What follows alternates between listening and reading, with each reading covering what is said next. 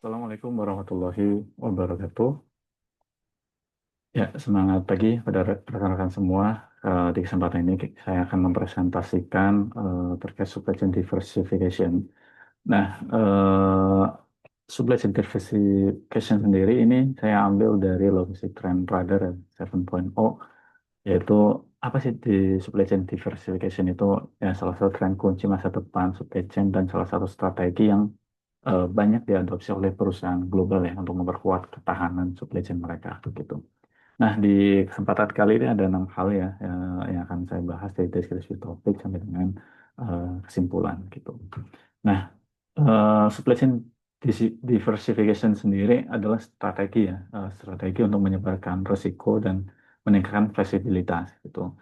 Nah, terutama untuk mengurangi risiko, kata kuncinya itu diversification itu untuk mengurangi risiko untuk menyebar luaskan dari sisi sumber produksi ya, multi sourcing, kemudian sumber-sumber supply ya dengan multi sourcing, terus mode transportasinya juga menggunakan transportasi secara paralel baik dari laut, udara, darat dan bahkan rel gitu ya, dan dari logistik operation gitu dengan menambah DC, hub, dan distribution center yang baru gitu, artinya tidak terpusat pada satu wilayah saja gitu. Nah, relevance to the future ini di sini kenapa nih penting ya? Karena di secara global sendiri itu gangguan global itu naik 183% ya sejak 2019. Di sini menunjukkan bahwa dunia supply chain itu kini hidup dalam era disrupsi secara permanen. Kemudian konsumen itu menuntut adanya lead time yang lebih cepat dan reliability itu lebih tinggi gitu. Karena itu logistik itu tidak bisa lagi hanya menjadi fungsi operasional saja, tapi berubah menjadi fungsi secara strategis gitu. Nah, terus ada ditambah lagi juga dari teknologi AI yang terus berkembang, visibilitas dan digital twin ini memungkinkan untuk melakukan diversifikasi secara cepat dan akurat. Artinya kita perlu keputusan yang tepat dan cepat gitu. Dan supply chain ini dengan adanya itu sebagai masa depan ya, dengan menjadikan multi node sourcing dan transport gitu. Nah, kita bahas yang dimensi yang pertama. Dimensi yang pertama itu multi-shoring. Multi-shoring sendiri itu memindahkan atau menyebar, bukan pindah, menyebar produksi ya, itu ke beberapa negara. Tujuannya apa? Untuk mengurangi risiko. Contoh di sini ada perusahaan Apple yang fasilitas produksinya itu tidak hanya di satu negara gitu, menyebar luas ke seluruh dunia gitu.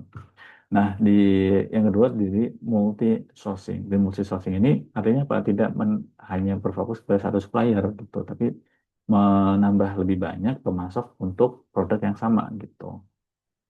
Terus yang ketiga itu ada multimodal transportation. Nah, di multimodal transport ini, Brilliant itu tidak hanya bergantung pada satu jenis moda transportasi seperti kapal laut, tetapi juga menggunakan secara moda secara paralel, baik udara, melalui laut, jalanan, rel kereta sekaligus itu. Jadi artinya tidak hanya satu saja gitu. Dan ini sangat bermanfaat ya, artinya bisa lebih cepat mengurangi risiko bottleneck pada satu rute yang sama gitu. Contoh misalkan ketika terjadi di terusan Suez ada kapal yang nyangkut, nah itu kan juga kita perlu memikirkan mode-mode transportasi sehingga tidak terjadi hambatan-hambatan tersebut gitu.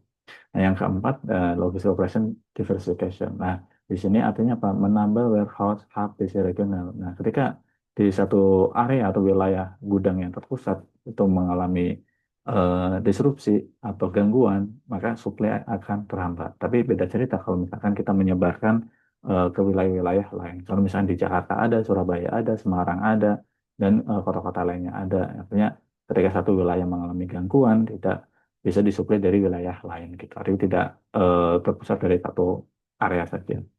Nah, diversifikasi sendiri ini sekaligus menjelaskan kenapa strategi ini itu penting ya, teman-teman sekalian. Nah, pertama, supply chain diversification menciptakan supply chain yang lebih tangguh, tuh, yang lebih resilient gitu. Nah, artinya apa? Ketika terjadi gangguan seperti pandemi, perang dagang, embargo, kenaikan ongkos logistik, atau bencana alam, perusahaan itu tetap mampu beroperasi ya teman-teman, tanpa mengalami downtime yang besar gitu. Dengan diversifikasi sendiri, pemasok dan lokasi produksi, moda transport, dan warehouse itu perusahaan tidak lagi memiliki single point of failure. Jadi banyak hal yang menjadi parameter-parameter yang menyokong tersebut gitu. Kedua, juga strategi ini membuat perusahaan itu lebih cepat merespon perubahan permintaan pasar. Artinya menjadi lebih fast respon gitu. Kemudian dan lebih dekat dengan pelanggan tentunya dan lebih sustain gitu. Nah, eh, kemudian di sini secara tren juga berubah. Dunia itu semakin volatile, ya, tidak stabil, mudah berubah dan sangat fluktuatif gitu. Ditambah lagi juga kita mengenal China plus one atau bahkan China too many gitu. Dengan ini menjadikan pergolakan atau di mana perusahaan itu menyebar produksi dan pemasok itu benar-benar ke berbagai wilayah untuk mengurangi resiko tersebut gitu. Dan jaringan logistik itu menjadi terdistribusi, artinya multi node teknologi juga lebih visibilitasnya tinggi gitu. Terus kemudian juga kolaborasi ekosistem, artinya apa ya? Dengan kata lain, diversifikasi akan menjadi strategi wajib dalam menghadapi ketidakpastian di masa depan gitu. Nah, dari keseluruhan pembahasan kita dapat menyimpulkan bahwa supply chain diversification adalah fondasi yang sangat penting dalam membangun supply chain di masa depannya dengan kondisi global yang tidak stabil, ya, mengalami ketidakpastian mulai dari geopolitik, bencana alam, pandemi, hingga fluktuatif permintaan, perusahaan itu tidak dapat lagi mengandalkan hanya pada satu saja gitu, atau single sourcing gitu. Artinya bukan apa satu hal dan ini memberikan kemampuan untuk menyebarkan risiko yang meningkatkan ketahanan secara operasional dan memastikan bahwa aliran barang tetap berjalan secara maksimal gitu. Dan tentunya selain meningkatkan ketahanan, diversifikasi juga memberikan keunggulan yang kompetitif ya, terutama dalam hal kecepatan, fleksibilitas, atau sustainability dan profitabilitas secara jangka panjang. Ya, mungkin itu yang bisa saya sampaikan. Terima kasih. Wassalamualaikum warahmatullahi wabarakatuh.